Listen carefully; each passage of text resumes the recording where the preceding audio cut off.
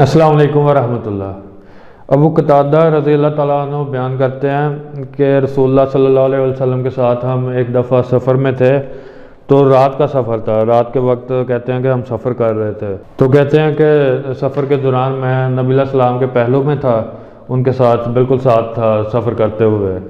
تو کہتے ہیں کہ جب آدھی رات ہو گئی تو اس کے بعد میں نے دیکھا کہ نبی علیہ السلام کو نیند آ گئی ہے، اونگ آ گئی ہے، سواری پہ بیٹھے ہوئے ہی ہوتا ہے نا کہ بندے کو نیند کی غشی طاری ہو جاتی ہے، تو نبی علیہ السلام کو اونگ آ گئی ہے، کہتے ہیں میں نے دیکھا ہے تو، اور آپ علیہ السلام سواری کے ایک طرف جھک گئے ہیں، ایک سائڈ پہ جھک گئے ہیں نیند کی وجہ سے۔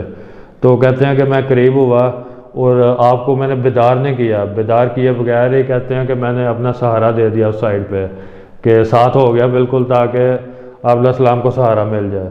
تو کہتے ہیں کہ پھر اسی طرح آپ علیہ السلام چلتے رہے وہ سواری کے اوپر ہی۔ کہتے ہیں کہ تقریباً رات کا زیادہ تر حصہ گزر چکا تھا، تو اس کے بعد پھر نبی علیہ السلام دوسری طرف جھک گئے۔ ایک طرف پہلے انہوں نے سہارا دیا ہوا تھا، تو نبی علیہ السلام اس سے دوسری طرف جھک گئے۔ تو پھر کہتے ہیں کہ میں اس طرف گیا اور اس طرف جا کے پھر انہوں نے سہارا دیا۔ تو پھر اس کے بعد کہتے ہیں کہ اسی طرح ہی چلتے رہے، نبی علیہ السلام سواری پہ اسی طرح ہی تھے کہ انہوں نے سہارا دیا ہوا تھا۔ پھر اس کے بعد کہتے ہیں کہ سحری کے آخری حصے میں پھر سواری کی دوسری طرف جھک گئے نبی علیہ السلام اوپر بیٹھے ہوئے ہی۔ تو کہتے ہیں کہ اس دفعہ پہلے سے بھی زیادہ جھک گئے تھے نبی علیہ السلام، کہ پہلے اگر جھکے تھے تو اس سے بھی زیادہ اس دفعہ جھکاؤ تھا۔ تو پھر کہتے ہیں کہ میں نے قریب ہو کے پھر سہارا دیا، تو پھر آپ علیہ السلام اٹھ گئے، آپ علیہ السلام اٹھے اور پوچھتے ہیں کہ تم کون ہو؟ پھر کہتے ہیں کہ میں نے بتایا کہ میں ابو قتادہ ہوں۔